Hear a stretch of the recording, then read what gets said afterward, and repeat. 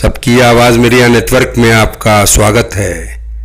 MIM से अब कोई सियासी समझौता नहीं होगा, ये बात मैं कई बार कह चुका हूँ।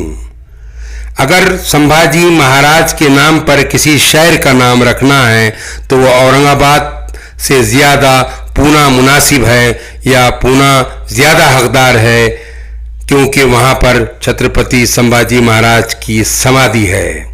एयरपोर्ट का नाम रखने संभाजी महाराज के नाम से रखने में कोई आपत्ति नहीं। हम औरंगाबाद महानगर पालिका का चुनाव पानी के मुद्दे पर लड़ेंगे। वंचित बहुजन आघाड़ी ने होने वाले ग्राम पंचायत चुनाव में महाराष्ट्र भर में अच्छा प्रदर्शन किया। इसकी हम पूरी सूची और यादी 21 जनवरी को प्रकाशित करेंगे। ये कहना था वंचित बहुजन आघाड़ी के कायद लीडर एडवोकेट प्रकाश अंबेडकर का। वो एडवोकेट प्रकाश अंबेडकर आज शहर औरंगाबाद में आयोजित एक कार्यक्रम में तशरीफ लाए थे। उसके बाद वो प्रेस कॉन्फ्रेंस से खिताब कर रहे थे। प्रेस कॉन्फ्रेंस में और भी मुद्दों पर उन्होंने वजाहती बयान दिए। देखिए, सुनिए, जानिए क्या कहा एडवोकेट प्रकाश अंबेडकर ने आज की प्रेस कॉन्फ्रेंस में। अनेक वेळा क्लियर केलेले की यापुढे आम्ही MIM बरोबर समझौता करणार नाही। आज महाराष्ट्र के हर जिले में, हर गांव में घूमते रहते हैं और अपनी जिंदगी गुजारते हैं। रहने के लिए जगह ना होने की वजह से उनको ना शिक्षा है, ना उनको कोई इज्जत है, ना आज राशन कार्ड है उनके पास, ना पैन कार्ड है, और इसलिए ना उनके पास वोटर का ID भी है। हम लोग मांग कर रहे हैं कि प्रेसिडेंट नारायणन जो प्रेसिडेंट थे तो उन्होंने गवर्नर की एक कमेटी बनाई थी और गवर्नर की कमेटी के मुताबिक कितनी सरकारी जमीनें सरकार के कब्जे में है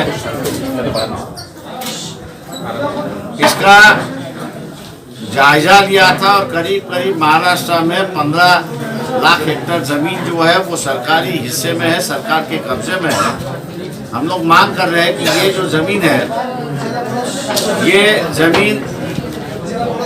ये जमीन जो है, ये जो 42 समाज है, जमात जो है, इनके बसने के लिए, गांव बसने के लिए इस्तेमाल किया जाए, उनको सुविधा दिया जाए ताकि ये अपनी नए तरीके से ज़िंदगी गुजारे। आज इनकी हालत इतनी ख़राब है कि जहाँ कहीं भी चोरी होती है तो पुलिस इनको पकड़ के ले जाती है आरोपी के नाम से, और इसलिए आज इनकी दोबारा ज़िंदगी शुरुआत करना जरूरी है। और कोई मांग को लेके आज का ये सम्मेलन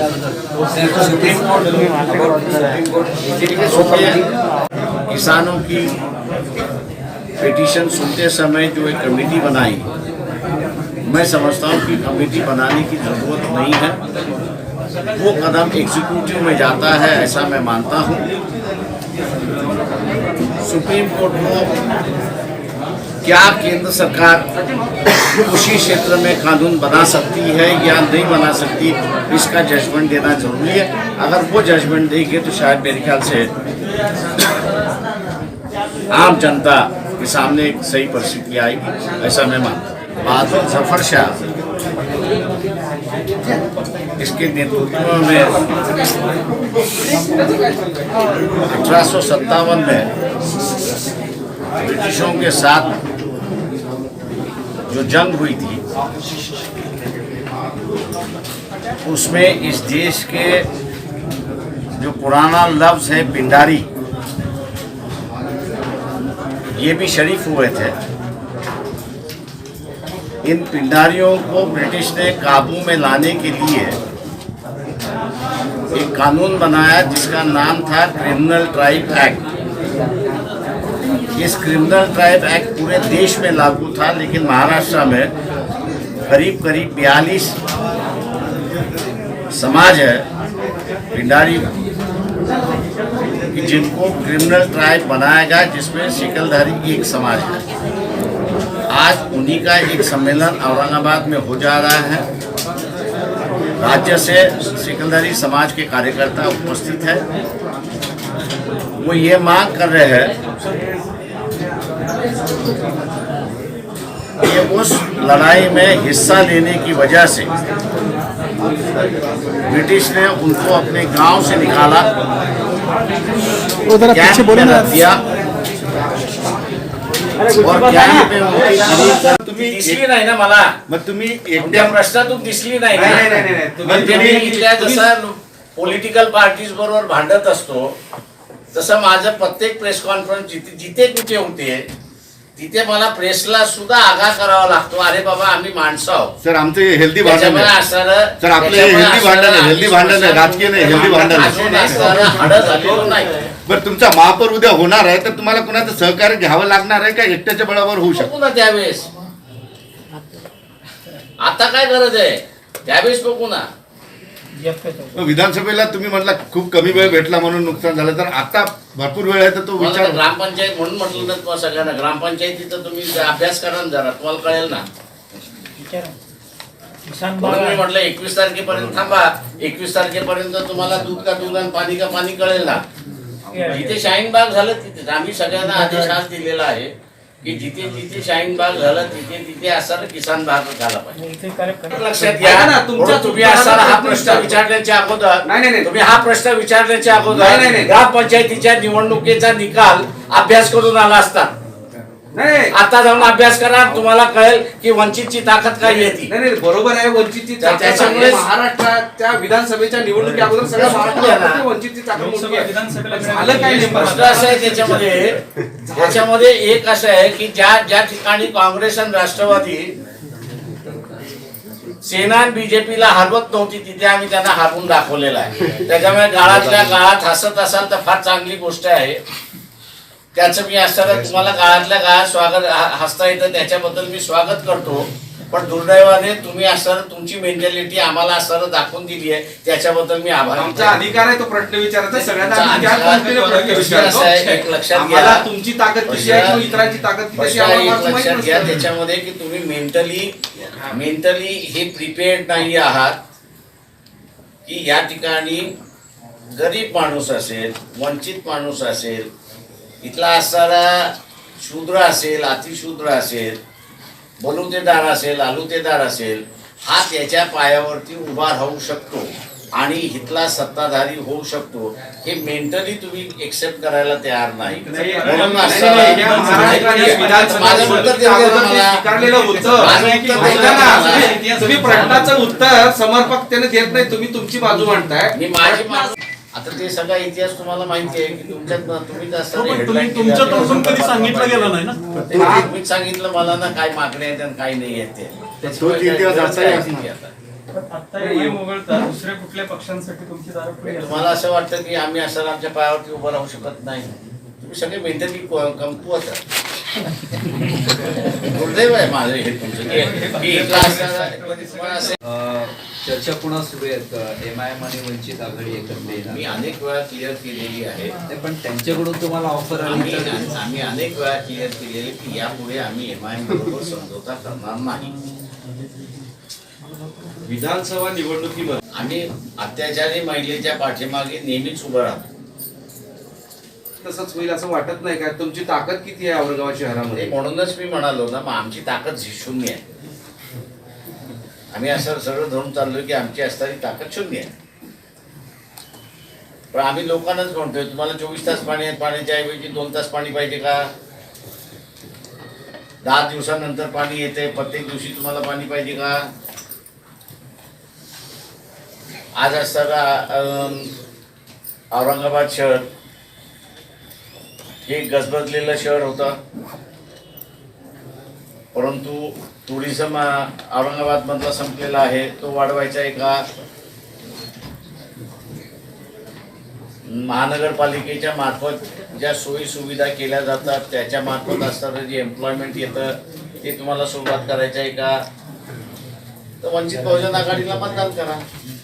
प्यार किया तो डरना क्या, त्याला जोडून असं आहे. ते तुम्ही आता बघत असाल। नाही, दादा त्याला सोडून असं आहे की धनंजय मुंडेची पाठराखण करत अब्दुल सत्तारांनी म्हटलं की प्यार किया तो डरना क्या, आता प्यार मोहब्बतच चाललेलं आहे का मंत्रिमंडळात? ते आता तुम्ही ठरवा, मला कशाला विचारताय?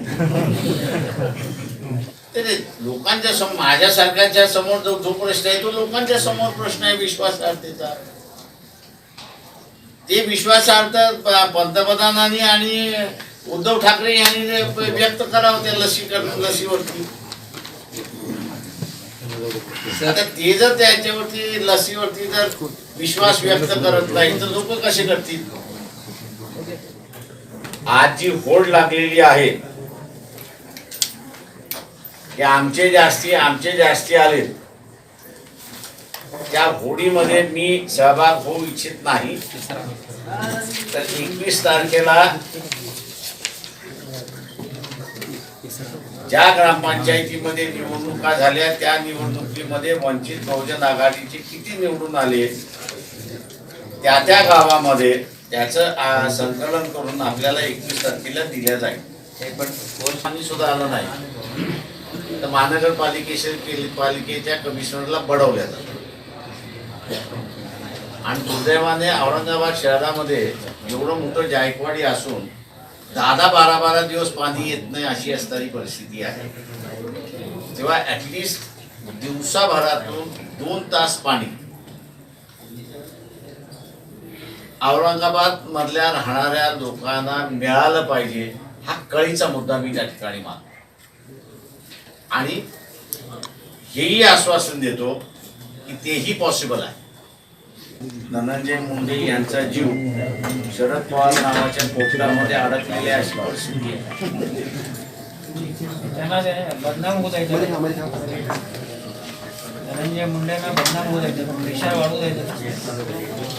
आता असे धनंजय मुंडेचा जीव हा जर शरद पवारांमध्ये अडकला, म्हणजे पोपटामध्ये अडकला, शरद पवार नावाच्या पोपटामध्ये अडकला असेल तर बदनाम झालं काही न झालं काय फरक काही नाही. पण आता त्या मुलीबद्दलच शंका व्यक्त केल्या जाते. त्या मुलीने आणखी 2-3 नावं प्रश्न असा आहे की एक लक्षात घ्या, महिलेच्या चारित्र्याची चर्चा का होते?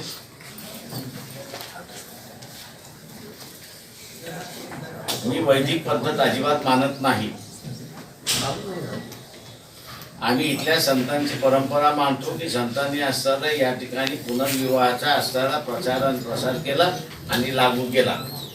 विमानतळाला, औरंगाबाद विमानतळाला छत्रपती संभाजीराजे असं नाव देऊ इच्छितात, त्याबद्दल आपण काय म्हणतो? चांगली गोष्ट आहे. एक्स एमपी हुसैन दलवाई ने पूना शहर को संभाजीनगर नाम देने का तलब किया, उस बारे में क्या? वो तो हमने पहले वंचित बहुजन आघाड़ी ने पहले कहा कि भैया संभाजी राजे का जो अंत है, दफन जो है पूना में हुआ है, इसलिए अगर उचित होता है पूना का नाम अगर संभाजीनगर रखते. पण संभाजीनगर या नावावरून मुख्यमंत्र्यांनी छत्रपती विमानतळाला छत्रपती संभाजीनगरचं नाव द्यावं, संभाजीनगरचं नाव द्यावं म्हणून केंद्राकडे प्रस्ताव पाठवला. त्यात भाजपनं प्रस्ताव अडवून ठेवला ना आता अतुल सावे मागणी करतात की विमानतळाचं नाव व्हावं. म्हणजे नावावरून आता पूर्ण राजकारण पेटणार आहे महानगरपालिकेच्या निवडणुकीत. त्यांनी नावावरनं ज्यांना राजकारण करायचे त्यांनी राजकारण करावं. आम्ही लोकांच्या प्रश्नावरनं असणारं या ठिकाणी लढतो.